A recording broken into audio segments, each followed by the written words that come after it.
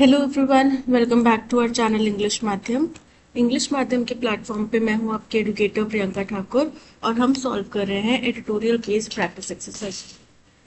Start करते हैं आज का session with thought of the day, that is you can't change what has already happened but you can change your habits to change your tomorrow.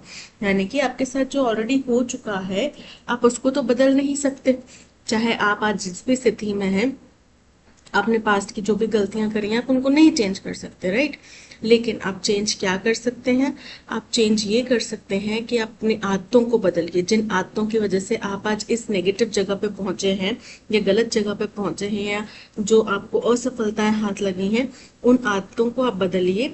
उसकी बजाय अच्छी आदतें डालिए, पॉजिटिव आदतें डालिए, जिससे कि आपका फ्यूचर जरूर बदल जाएगा। ठीक है, आने वाला जो कल है आपका वो जरूर बदल जाएगा। चलिए स्टार्ट करते हैं reading comprehension and practice exercise for SSC CGL 2024। Education Lay's the path for progress. जाहिर सी बात है, एजुकेशन जो है वो रास्ता बनाती है तरक्की का, but not everything that passes for education is a universal good. लेकिन हर वो चीज जो एजुकेशन के लिए होती है, एजुकेशन में यानी कि हमारे लिए हमें पढ़ाई जाती है, वो यूनिवर्सल गुड यानी कि वो सबका भला कर रही हो या कुछ भले के लिए इस्तेमाल हो, ऐसा जरूरी नहीं है। Immediate corrective measures are needed when it strays from its path।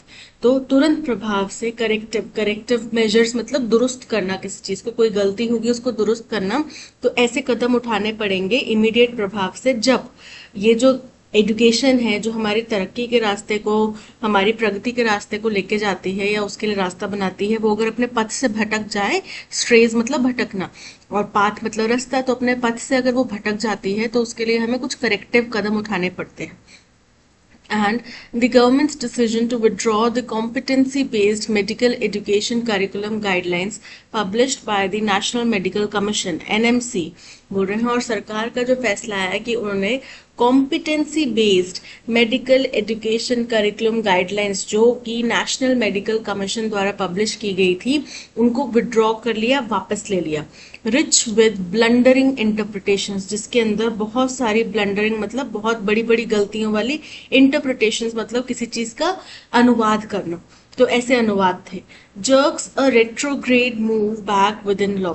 Jerks मतलब खींचना, रेट्रोगेट मतलब इंफीरियर होते जाना, पतन की तरफ जाना। तो ऐसा इन्होंने यहाँ पे ये क्या था, इसने ऐसा एक खराब कदम लिया लॉ के अंतर्गत, ऐसा खराब कदम लिया एंड रीजन, और उसके तर्क जो थे वो भी बड़े खराब थे। तो ये सारी किस चीज की बात की जा रही है? जो competency based medical education curriculum जो पब्लिश किया गया नेशनल मेडिकल कमीशन द्वारा, उसकी बात की जा रही है कि उसमें ब्लंडरिंग इंटरप्रिटेशंस थी, उसको वो एजुकेशन सिस्टम को डिग्रेड कर रहा था, और साथ ही साथ जो रीजन दिया जा रहा था वो भी गलत था। Published on August 31, the curriculum specified that sodomy and lesbianism were unnatural sexual offences। बोल रहे हैं कि 31 अगस्त को पब्लिश हुआ जो ये करिकुलम है, इसमें कहा गया सोडोमी मतलब समलैंगिकता या समलैंगिक यौन संबंध जो होते हैं, या फिर लेस्बियनिज्म भी महिलाओं के बीच में समलैंगिकता को बोला जाता है। तो ये क्या था? Unnatural sexual offence. अननेचुरल मतलब प्राकृतिक, सेक्सुअल ऑफेंस मतलब होता है कोई चीज जो ऑफेंस के दायरे में आती है, गलत प्रक्रिया के दायरे में आती है। Including them under the category sexual offences, और इसको सेक्सुअल ऑफेंसेस की कैटेगरी में डाला गया।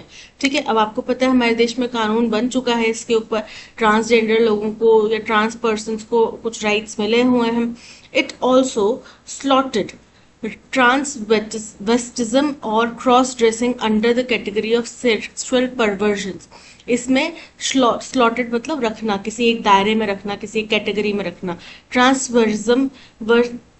ट्रांसवेस्टिज्म मतलब होता है परिधान जो है, मैं गर्ल हूँ लेकिन मैं ड्रेस करती हूँ लड़कों की तरह, या मैं लड़का हूँ मैं ड्रेस करती हूँ लड़कियों की तरह। ठीक है, या फिर उस तरीके से इनैक्ट करती हूँ, उस तरीके से बातचीत करती हूँ, तो वो हो गया ट्रांसवेस्टिज्म या फिर क्रॉस ड्रेसिंग। तो इनको भी सेक्सुअल परवर्जन की कैटेगरी में, सेक्सुअल परवर्जन मतलब कि आप कुछ एबनॉर्मेलिटी है आपके अंदर, सेक्सुअल एबनॉर्मेलिटी है, उसकी इसको कैटेगरी में डाला गया। the mandatory 7 hours of disability competencies that students earlier had to undergo were excluded. जो एक मैंडेटरी मतलब होता है जो हर एक को करना ही पड़ेगा, ठीक है। ऐसा 7 घंटे का 7 घंटे का डिसेबिलिटी कॉम्पिटेंसीज के कुछ क्लास होती होगी, डिसेबिलिटी क्षमता की कुछ क्लास होती होगी 7 घंटे की, जो कि स्टूडेंट्स को पहले हर स्टूडेंट को करनी पड़ती थी, उसको भी हटा दिया गया from the foundation course to, foundation course में से उसको हटा दिया गया। In doing so the NMC did not merely attempt to take medical students back centuries। बोल रहे हैं ऐसा करते वक्त एनएमसी ने ना केवल उनका ये जो कदम था वो एक ऐसा प्रयास लगा जिससे कि हमने जो इतने सदियों से, इतने 100 सैकड़ों सालों के अपने एक्सपीरियंसेस से जो तरक्की की थी वो हम पीछे चले गए, उतने ही 100-200 साल हम पीछे चले गए। But it did so in violation of at least a couple of laws of the land. लेकिन ऐसा करने के साथ साथ उन्होंने कई सारे हमारे देश के कानूनों का भी उल्लंघन किया। And overlook the guidelines it had set earlier, और अपने ही द्वारा कुछ गाइडलाइंस जो इनकी बनाई गई थी उनको नजरअंदाज किया गया। In mentioning sodomy and lesbianism and transvestism as offenses, perversions, the NMC was in violation of the Transgender Persons Protection of Right Act 2019। जब उन्होंने सोडोमी को, लेस्बियनिज्म को, ट्रांसवेस्टिज्म को ऑफेंस के दायरे में डाल दिया, ऑफेंस की कैटेगरी में डाल दिया, तो उसका मतलब साफ तौर पे ये हो गया कि उन्हें सीधे सीधे जो transgender persons protection of right act 2019 कानून था उसका वायलेशन कर दिया, उसका उल्लंघन कर दिया, ठीक है। Notably following admonition by the Madras and Kerala High Courts, the NMC in October 2021 बोल रहे हैं विशेष रूप से, नोटेबली मतलब विशेष रूप से, फॉलोइंग मतलब किसी चीज के बाद में, एडमोनिशन मतलब चेतावनी के बाद में, जो मद्रास और केरला हाई कोर्ट से उनको चेतावनी मिली किसको, दी एनएमसी को, अक्टूबर 2021 में। तो उन्होंने क्या किया 2021 अक्टूबर में, instructed all medical universities to not approve unscientific derogatory and discriminatory information on the LGBTQIA+ community. तो उन्होंने अब बोला ना कि उन्होंने अपने पिछले ही कुछ रूल्स एंड रेगुलेशंस को, गाइडलाइंस को, अपना ही कुछ गाइडलाइंस को उल्लंघन कर दिया। तो वो क्या गाइडलाइन थी कि अक्टूबर 2021 में मद्रास और केरला हाईकोर्ट के फैसले के बाद में, उनकी चेतावनी के बाद में, तो उन्होंने सभी मेडिकल यूनिवर्सिटीज को ये आदेश दिया था कि कोई भी डेरोगेटरी मतलब अपमानजनक, अनसाइंटिफिक जिसका साइंटिफिक कोई तथ्य नहीं है, ऐसी अगर कोई बात या इंफॉर्मेशन या डिस्क्रिमिनेटरी भेदभाव वाली इंफॉर्मेशन अगर LGBTQIA+ कम्युनिटी के ऊपर बोलते हैं तो उसको उन्होंने बोला कि आप इसको अप्रूव नहीं करेंगे, आप उसको मानेंगे नहीं। With the removal of mandatory disability competencies from the foundation course, और साथ ही साथ जब इन्होंने ये मैंडेटरी यानी कि जो जरूरी है, तो वो जरूरी डिसेबिलिटी कॉम्पिटेंसीज क्लासेस को फाउंडेशन कोर्सेज से जब हटाया, the NMC violated the rights of persons with disabilities act 2016। तो उसमें एनएमसी ने rights of persons with disabilities act 2016 का जो कानून है उसका उल्लंघन किया। यानी कि 2 कानून बता दिए सीधे तौर पे कि उन्होंने किन किन कानूनों का उल्लंघन किया, और एक उनकी खुद की गाइडलाइन थी अक्टूबर 2021 वाली, उसका उल्लंघन किया, ठीक है। It mandates the inclusion of the rights of persons with disability in the curriculum of universities। इसमें मैंडेट किया गया है, मतलब आदेश दिया गया है कि rights of persons with disabilities यानी कि जो व्यक्ति दिव्यांग हैं उनके अधिकारों की जो बात है वो करिकुलम चाहे किसी भी यूनिवर्सिटी का हो उसके अंदर डालनी पड़ेगी, उसमें उनको सिखानी पड़ेगी। Colleges and schools and further requires the integration of disability as a component in all educational courses for university teachers, doctors, nurses and paramedical personnel. और इसमें ये भी कहा गया था कि हम इसको क्या करेंगे, इंटीग्रेट करेंगे यानी कि मिक्स करेंगे, किसमें, डिसेबिलिटी को एज अ कंपोनेंट, एक पहलू के तौर पे सभी एजुकेशनल कोर्सेज जो होते हैं, चाहे टीचर बनाने के लिए हो, डॉक्टर्स बनाने के लिए, नर्सेस, पैरामेडिकल पर्सनल, इन सबके जो एजुकेशनल कोर्सेज होते हैं उसमें भी ये डिसेबिलिटी जो पर्सनल विद डिसेबिलिटी के जो कंपोनेंट है उसको डाला जाएगा, ठीक है, कोर्स में डाला जाएगा। Again, it was the NMC that introduced the competencies in 2019. फिर बात वही आ गई कि उन्होंने अपने ही लॉज को ब्रेक किया, तो फिर बता रहे हैं कि कॉम्पिटेंसीज को उन्होंने खुद ही 2019 में लागू किया था, इंट्रोड्यूस किया था as a response to years of advocacy. Years of advocacy मतलब कई दशकों के, कई सालों के प्रयास के बाद में, कई सालों के एफर्ट्स के बाद में उन्होंने खुद ने ही इसको शामिल किया था, करिकुलम का हिस्सा बनाया था। ठीक है, और खुद ही अब अपनी बातों से पीछे हट रहे हैं या फिर अपने ही बातों के ऊपर क्या कर रहे हैं, फैसला नहीं ले पा रहे हैं सही ढंग से, right. The competencies would provide students a rights-based approach to removing barriers to healthcare and ensuring equitable access to quality care। बोल रहे हैं अगर ये competencies लाई जाती हैं, डाली जाती हैं इसके अंदर में, कोर्स के अंदर में, तो ये क्या करेंगे, स्टूडेंट्स को उनका राइट बेस्ड अप्रोच कि भाई उनके अधिकार क्या है उसके अनुसार हम उनका ट्रीटमेंट करेंगे, उनके अधिकारों के अनुसार। ऐसा नहीं कि हमने अपनी मर्जी से कुछ फैसला ले लिया, राइट। तो उनके अधिकार उनको पता होने चाहिए। जैसे कि अगर आप मुझे हिंदुस्तान का आइडिया नहीं है, लेकिन मैं कुछ फॉरेन सीरीज देखती थी, वेब सीरीज वगैरह या टीवी सीरियल्स, तो उसमें मुझे पता है कि अगर किसी व्यक्ति का कोई अंग एम्प्यूट करना हो, एम्यूटेट करना हो, तो उस व्यक्ति को उसके बारे में प्री इंफॉर्मेशन होनी चाहिए कि भाई आपका ये कोई पार्ट है बॉडी का, इसको हमें एम्प्यूटेट करना पड़ेगा, तो वो उनको पहले बताना पड़ेगा और उनकी फैमिली को भी बताना पड़ेगा। ये उस व्यक्ति का अधिकार है। आप अपनी मर्जी से, हमारे इंडियन मूवीज में, पुरानी मूवीज में पहले दिखाते थे कि उस व्यक्ति को पता भी नहीं होता था कि उसकी आंखों की रोशनी चली जाएगी, ऑल ऑफ अ सडन उसको पता चलता था कि मेरा ऑपरेशन हो गया और मेरी आंखों की रोशनी चलेगी, और फिर उसको शॉक लगता था।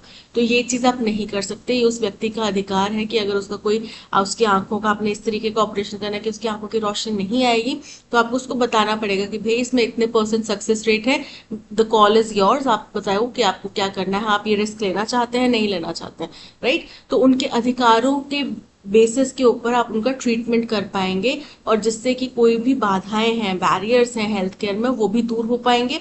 एंड इंश्योरिंग, और हम ये भी सुनिश्चित कर पाएंगे कि हम उनको क्वालिटी केयर दे पाए। Naturally transgender and disability rights groups protested vehemently against the revised curriculum. अब ये तो होना ही था, ठीक है। अब इतने सालों के उनके प्रयत्न के बाद में, इतने सालों के एफर्ट्स के बाद में इन चीजों को अगर करिकुलम का हिस्सा बनाया गया, आपने ही खुद गाइडलाइंस पारित करी, और फिर आप ही खुद इन चीजों को इतना एडवांस होने के बाद में, इतना आगे बढ़ने के बाद में फिर बोलो नहीं नहीं नहीं नहीं नहीं, वापस पीछे चलो, हम वापस जाते हैं रामायण काल में या महाभारत काल में या द्वापर युग में, और फिर वहां से स्टार्ट करते हैं। तो प्रोटेस्ट तो होने थे।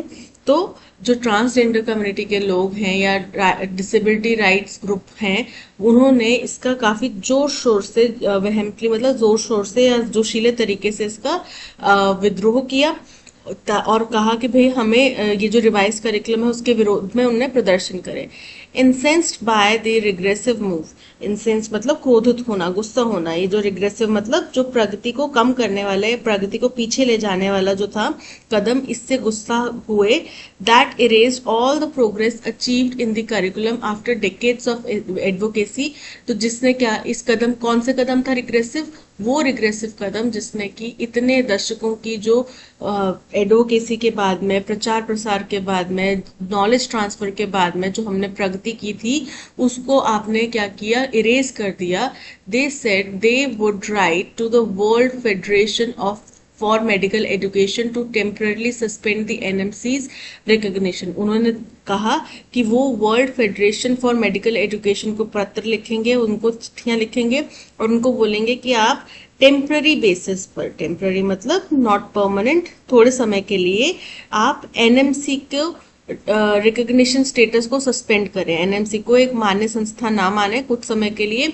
If the errors were not immediately rectified, अगर ये सुधार वो इमीडिएटली ना करते तो उन्होंने सोच लिया था कि वो इनको चिट्ठी लिखेंगे, world Federation for Medical Education को चिट्ठी लिखेंगे कि भैया आप एनएमसी को रद्द कर दो।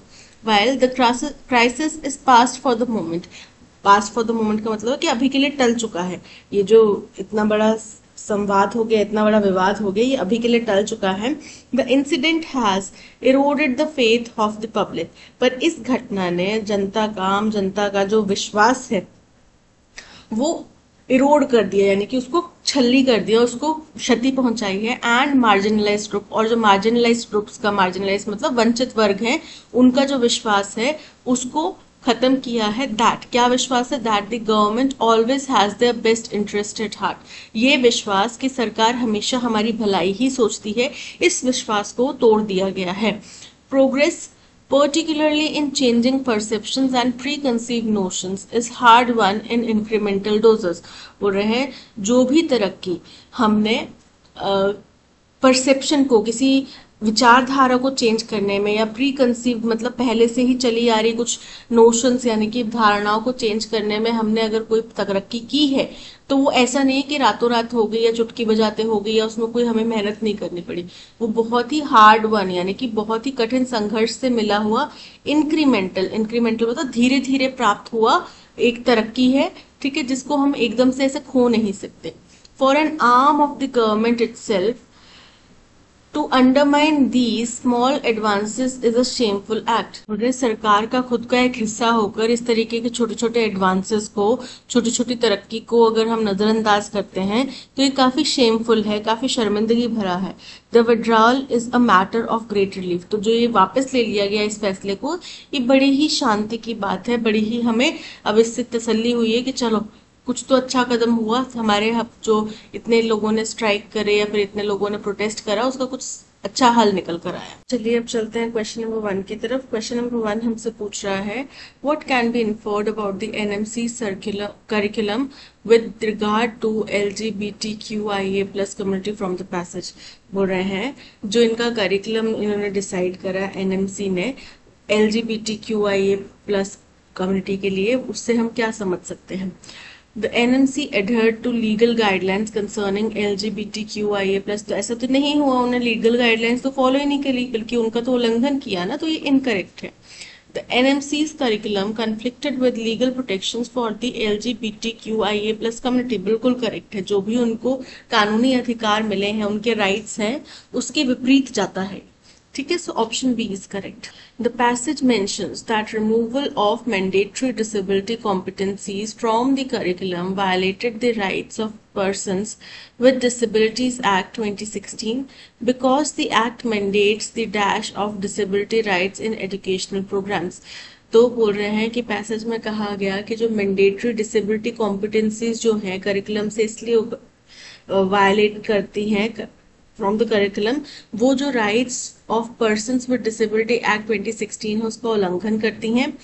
तो बिकॉज द एक्ट मैंडेट्स, क्योंकि इस एक्ट के तहत ये मैंडेटरी है द डैश ऑफ डिसेबिलिटी, तो इंक्लूड किया जाना है ना कि भाई एजुकेशनल प्रोग्राम्स में इसको शामिल किया जाए, डिसेबिलिटी राइट्स को शामिल किया जाए ताकि उसके अनुरूप वो ट्रीटमेंट कर सके।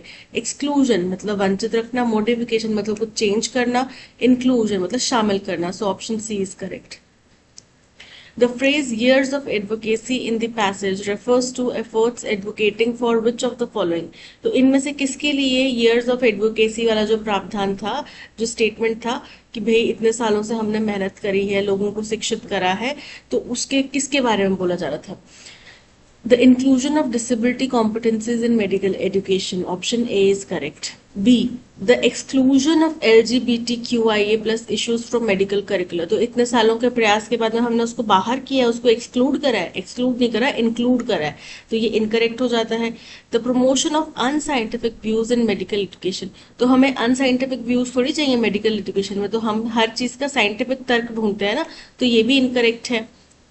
The inclusion of discriminatory ideas regarding sex minorities incorrect है, हमें भेदभाव का यहाँ पे प्रचार नहीं करना है सेक्सुअल माइनॉरिटीज के प्रति, ठीक है, तो इनकरेक्ट हो जाता है, इसलिए option A is correct. Which of the following was the main reason for protest against the revised medical curriculum? तो जो revised medical curriculum लाया गया उसके विरोध में प्रोटेस्ट क्यों हुए, क्या मुख्य कारण था। तो मुख्य कारण ये था कि इसमें जो भी हमने ट्रांसजेंडर कम्युनिटी या फिर पर्सन्स विद डिसेबिलिटीज के अधिकारों के जो भी हमने अभी तक काम किया है, उनको जो भी अधिकार अब दिलवाए गए हैं इतनी मुश्किलों के बाद में जो उनको अधिकार मिले हैं, उन सब का यहाँ पे उल्लंघन हो रहा था, ठीक है। The curriculum included outdated medical practices incorrect है। The curriculum excluded advancements in transgender and disability rights बिल्कुल करेक्ट है, option B is correct. What does the passage suggest about the progress made regarding transgender and disability rights in the medical curriculum? बोल रहे हैं क्या suggest किया जाता है, क्या सुझाव हमें मिलता है कि क्या तरक्की की गई है ट्रांसजेंडर और डिसेबिलिटी राइट्स के प्रति मेडिकल करिकुलम के अंदर। तो ऐसा नहीं है कि जो भी हमने हासिल किया है, जो भी तरक्की या जिस मुकाम पर अभी पहुंचे हैं वो एक दिन में हासिल हो गया या इमीडिएटली हासिल हो गया, ये बड़ा इजी था। बोला ना, ईयर्स ऑफ एडवोकेसी, यानी कि कई साल लगे लोगों को शिक्षित करने में, कई साल लगे उनको तक अपनी बात पहुंचाने में। The progress was easily achieved over a short period, incorrect है। The progress had to be undone due to policy changes, incorrect है। The progress was unnecessary and cause confusion, incorrect है। The progress was difficult and achieved over time, option D is correct. A question that is often asked, एक सवाल जो अक्सर पूछा जाता है, is whether we can make this world a dash peaceful place, कि क्या हम इस दुनिया को एक डैश शांतिपूर्ण जगह बना सकते हैं। Yes, it is a possibility and all it requires is a little intention.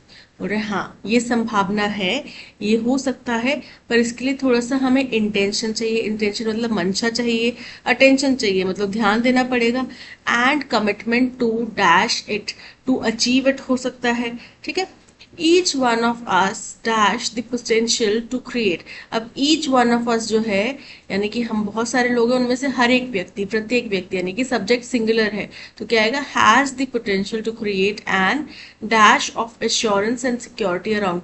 Has an environment of assurance and security हो सकता है, हैज एन एरिया या फील्ड या दायरा हो सकता है।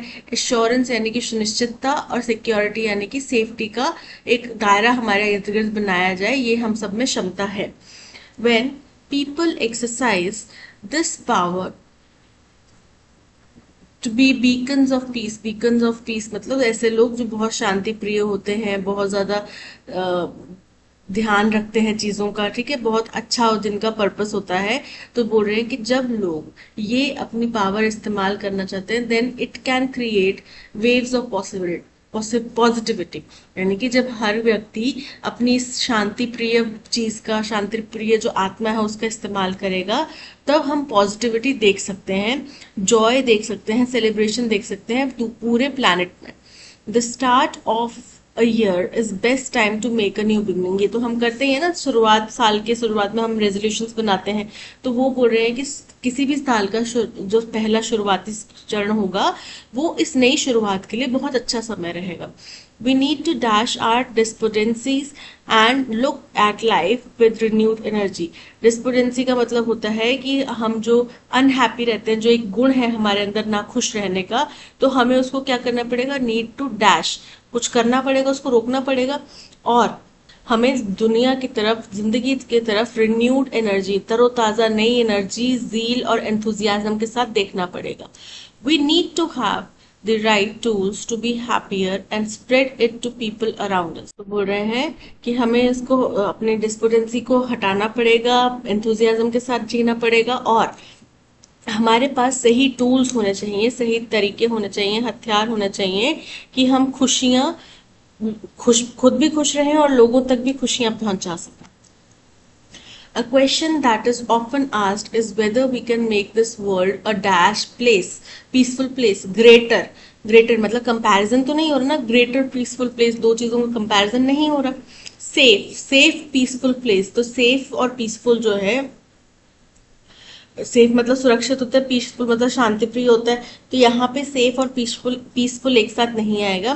मोस्ट मतलब सबसे ज्यादा, सुपरलेटिव डिग्री, तो पहले मोर तो करो, पहले अभी के कंपैरिजन में बेहतर करो, फिर उसके बाद में मोस्ट की बात करेंगे, ठीक है। तो मोस्ट मतलब सुपरलेटिव डिग्री, पर मोर, आज से बेहतर एक पीसफुल दुनिया बना सकते हैं, option D is correct. Yes, it is a possibility and all it requires is a little intention, attention and commitment. बोले हाँ, ये संभावना है, और इसके लिए हमें थोड़ा सा मंशा चाहिए, थोड़ा सा ध्यान चाहिए, थोड़ा सा कमिटमेंट चाहिए, to dash it, to manifest it का मतलब होता है किसी चीज को साकार करना, प्रोटेस्ट, विद्रोह करना, मैनिफेस्टली जो है एक एडवर्ब है जो यहाँ पे फिट नहीं हो रहा, और उसके बाद में अनरेस्ट, अनरेस्ट मतलब कि अशांति। तो यहाँ पे अशांति तो नहीं बात कर रहे, मैनिफेस्ट करने की बात कर रहे हैं, उसको वास्तविकता बदलने की बात कर रहे हैं। So option A is correct. Each one of us dash the potential has, क्यों हैज होगा मैंने आपको बताया कि ईच वन ऑफ अस जो है वो बता रहा है एक सिंगुलर सब्जेक्ट, ठीक है, सिंगुलर सब्जेक्ट है तो साथ में वर्ब भी तो सिंगुलर होएगा, हेल्पिंग वर्ब आ जाएगा, has the potential to create an dash of assurance. तो एन आउटलुक, आउटलुक मतलब नजरिया, दृष्टिकोण। ओएसिस, ओएसिस क्या होता है, समुद्र के अंदर जो चारों तरफ रेगिस्तान और बीच में छोटा सा एक तालाब जैसा होता है, आपने कई सारी मूवीज वगैरह में देखा होगा, वो छोटा सा तालाब जो होता है ना, उसको बोलते हैं ओएसिस, जो समुद्र में रेगिस्तान में अपने आप ही प्रकट हुआ है, ठीक है, अपने आप ही वहां पे पानी रिफिल होता है, अपने आप ही वहां पे पानी जो है उत्पन्न होता है और एक तालाब जैसा बन जाता है, उसको बोलते हैं ओएसिस, ठीक है। तो यहाँ पे ओएसिस किस चीज को रेफर किया जा रहा है, यहाँ पे रेफर किया जा रहा है कि यहाँ ऐसी दुनिया जो आसपास में जिसके हर तरफ अशांति है और ये इकलौती जगह है जहाँ पे शांति हो, ठीक है। इंपॉर्टेंट, इंपॉर्टेंट मतलब महत्वपूर्ण, ऑनर मतलब सम्मान। तो यहाँ पे ऑप्शन बी ओएसिस की बात की जा रही है, एक ऐसी जगह जहाँ पे आसपास अशांति होने के बावजूद भी उस जगह पे शांति हो। So option B is correct. We need to dash our despondency and look at life। तो हमें कम करना होगा, है ना। सेट ऑफ, सेट ऑफ मतलब किसी जर्नी की शुरुआत करना, फॉल ऑफ मतलब कहीं से गिरना या डिक्रीज हो जाना, रन ऑफ, रन ऑफ मतलब भाग जाना, और शेक ऑफ, शेक ऑफ का मतलब होता है कि कुछ भी नेगेटिव फीलिंग या स्थिति से आपको दूर चले जाना है, ठीक है। तो we need to shake off our despondency, despondency मतलब नकारात्मकता, जो अनहैप्पी रहने की हमारी स्थिति है उसको, उससे हमें दूर होना होगा, उससे हमें उसको हमें त्यागना होगा। The presence of vagrant children is a common sight in urban cities। तो vagrant का मतलब होता है जो सड़कों पे आम घूमने वाले, मतलब बिना किसी अटेंडेंट के घूमने वाले जो बच्चे होते हैं, जिनको आवारा बोल सकते हैं आप, या फिर जिनके पास में कोई रेगुलर हाउस नहीं होता, ऐसे बच्चे जो हैं, तो ये अर्बन शहरों में आम बात है, इनको देखा जाना, इनका दिखना आम बात है। तो इसका एंटोनिम क्या हो जाएगा, फर्स्ट है सेटल, सेटल का मतलब होता है जिनके पास स्थायी आवास है। So option A is correct. Vagabond, vagabond का मतलब होता है आवारा, वेगाबॉन्ड करके कोई मूवी भी थी शायद हॉलीवुड की। गैलीवैंटिंग, गैलीवैंटिंग का मतलब भी होता है घूमना, और नोमैड, नोमैड मतलब जो खाना बदोश होते हैं, ठीक है, नोमैडिक लाइफ जीते हैं। The colonel said that it gave him great pleasure to be there that evening। तो कॉलोनल जो हम हिंदी में या फिर अपनी फौज में कर्नल बोलते हैं ना, कर्नल साहब, तो वो कर्नल साहब नहीं होता, कॉलोनल होता है। कॉलोनल जो है वो एक पोस्ट होती है, हम उसको कर्नल बोल देते हैं, ठीक है। तो वो उन्होंने कहा कि भाई उनको आज शाम यहाँ पर आकर बड़ी ही खुशी हुई, यहाँ पर आना उनका सौभाग्य रहा, बड़ा ही उनको आनंद आया, ठीक है। तो अब अगर हमने डायरेक्ट स्पीच में बोलना है तो क्या बोलेंगे, द कॉर्नल सेट, क्या कहा उन्होंने, इट गिव्स हिम की बजाय क्या आ जाएगा, me great pleasure to be there, there की बजाय क्या आ जाएगा, here, here this evening, that का बन जाएगा दिस इवनिंग, ठीक है। तो इट गेव मी मतलब पास्ट की घटना, तो पास्ट नहीं होगा, अभी होगा कि इट गिव्स, मुझे अभी मिलता है, मुझे अक्सर मिलता है यहाँ पर, इस शाम को यहाँ पर आकर मुझे अच्छा लगा। तो the colonel said it gives me great pleasure to be here this evening. Option B is correct. His old car has become a financial burden on him। जब आपके ऊपर कोई स्थिति ऐसी हो जाए कि भाई आपके ऊपर बहुत फाइनेंशियल बर्डन आ रहा है, तो उसके लिए हमें ईडीएम सब्स्टिट्यूट करना है। An apple of a one's eye, इसका मतलब होता है माँ की आंख का दुलारा, यानी कि उसको बहुत प्रिय है, प्रशंसनीय है, उसके लिए काफी प्रिय है। अ वाइट एलिफेंट, अ वाइट एलिफेंट का मतलब होता है कि भाई जब कोई मान लो सफेद हाथी या सफेद टाइगर है तो उसकी देख रेख कितनी करनी पड़ेगी, यानी कि वो क्या है, फाइनेंशियल बर्डन है। So option B is correct.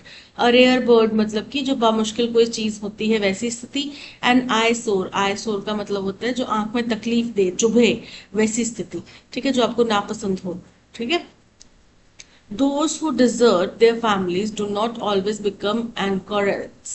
बोल रहे हैं जो लोग अपने परिवार को छोड़ देते हैं, त्याग देते हैं, वो अक्सर, anchorites का मतलब होता है सन्यासी, तो वो अक्सर सन्यासी नहीं बन जाते। ऐसा जरूरी नहीं कि जिस किसी ने भी अपने परिवार को त्याग दिया वो सन्यासी बन गया, ठीक है। अब सन्यासी का हमें सिनोनिम चाहिए। वॉन्डरर, वॉन्डरर होता है आवारा। सेलर, सेलर नाविक। पायरेट्स मतलब समुद्री लुटेरे, हर्मिट्स, हर्मिट्स मतलब सन्यासी। एक कहानी भी है 3 हर्मिट्स वाली, याद होगा अगर आपने पढ़ी होगी तो, ठीक है। 4 people were witnesses of that event, 4 लोग उस घटना के विटनेस थे। तो जब विटनेस की बात हो रही है तो उसके साथ में प्रपोजिशन ऑफ नहीं आता, टू आता है, ठीक है। 4 people were witnesses to that event, ना कि ऑफ। ऑप्शन सी में एरर है।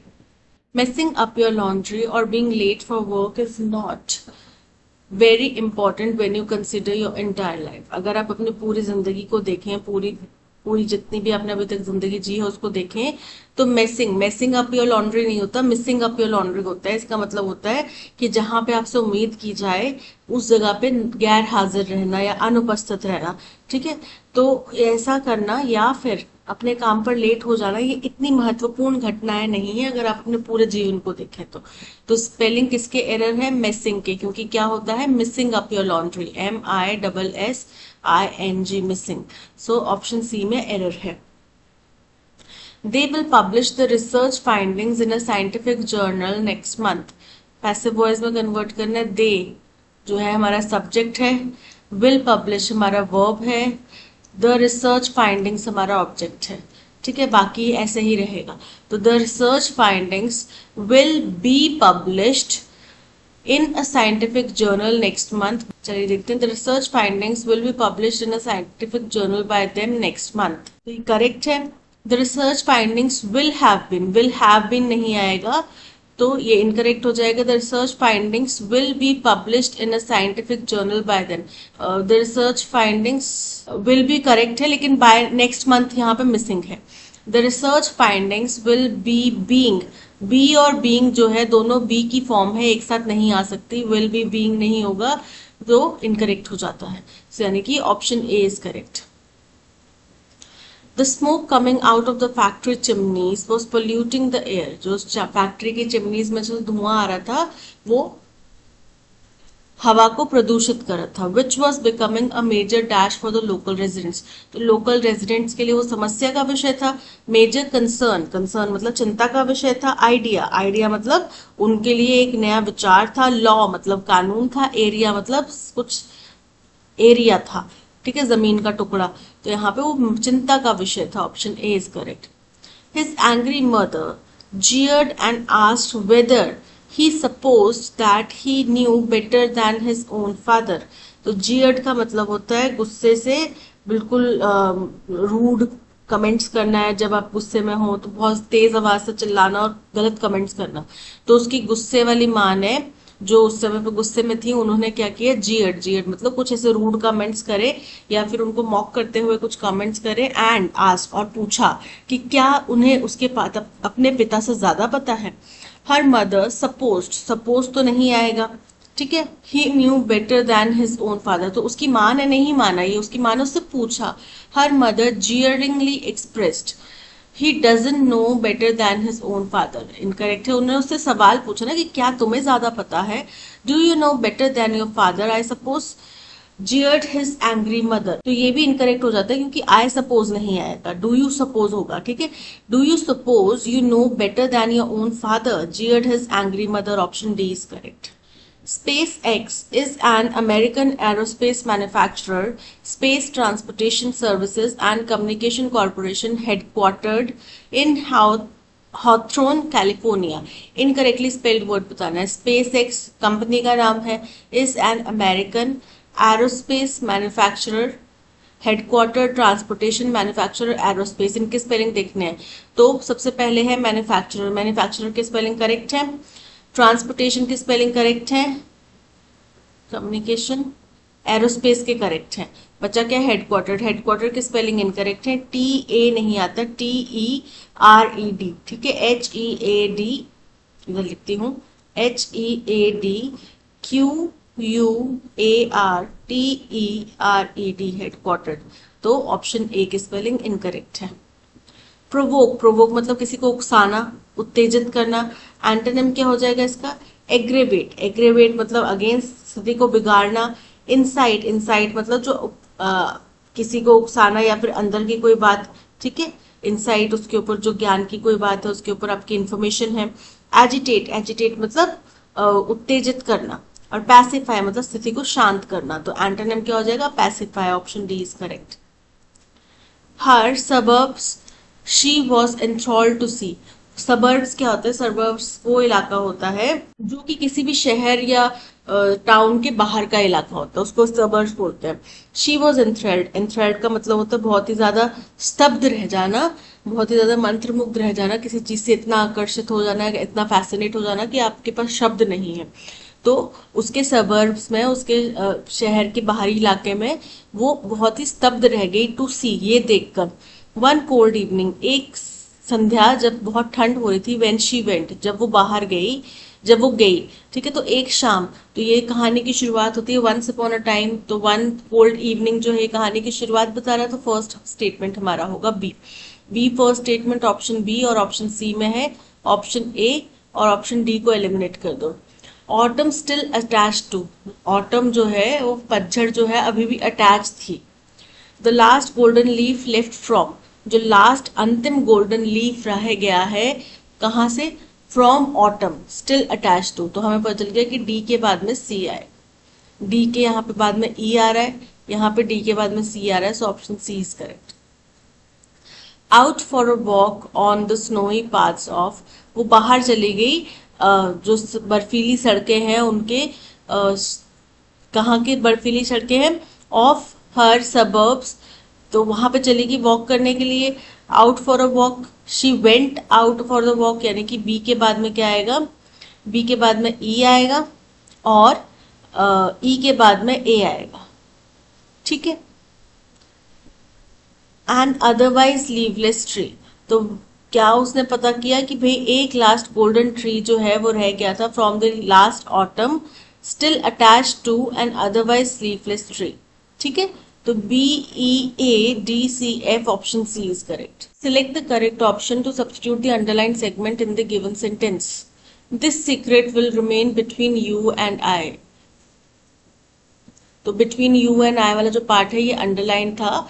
बिटवीन यू एंड आई की बजाय क्या होगा, यू एंड मी होगा, आई नहीं होगा। Between you among you and I, between you and me, option D is correct. The festivals are celebrated everywhere to rejuvenate the minds of people, तो the अगर हम फेस्टिवल्स के आगे लगा रहे हैं दैट मीन्स किसी खास फेस्टिवल का जिक्र किया जा रहा है, ठीक है, कुछ खास फेस्टिवल्स की बात की जा रही है, जैसे कि हम हो सकता है कि दिवाली होली की बात करें कि these festivals are celebrated in Indian communities across the world, ठीक है, हम ये बोलना चाह रहे हैं। तो वो खास तौर पे हिंदुस्तान का जो समुदाय है, चाहे वो दुनिया के किसी भी हिस्से में है, वो सेलिब्रेट कर रहा होगा। लेकिन यहाँ पे बात करी जा रही है कि लोगों को दिमागों को तरोताजा करने की बात की जा रही है, तो द फेस्टिवल्स की बजाय क्या आएगा, फेस्टिवल्स, यानी कि जो भी त्योहार हैं, किसी भी धर्म जाति समुदाय रीजन के जो त्योहार हैं वो वहां के लोगों के माइंड को रेजुविनेट करने मतलब कि फ्रेश अप करने के लिए सेलिब्रेट किए जाते हैं, ठीक है। एंड फेस्टिवल नहीं आएगा, festivals are celebrated everywhere to rejuvenate the minds of people, option C is correct. The namesake एक बुक है, वो इसकी मूवी भी बनी है, was written by Jhumpa Lahiri, तो नेमसेक जो है उसको झुम्पा लहरी ने लिखा था। तो झुम्पा लहरी, तो क्या आएगा, Jhumpa Lahiri wrote the Namesake, Jhumpa Lahiri written the Namesake, Jhumpa Lahiri has written the Namesake, Jhumpa Lahiri wrote the Namesake, option C is correct. That's all, आज के सेशन में इतना ही। Thank you so much for watching. अगर आपको कंटेंट पसंद आया हो तो लाइक शेयर और सब्सक्राइब जरूर कीजिएगा। मिलते हैं नेक्स्ट सेशन में। Till then keep learning and keep practising. Bye bye.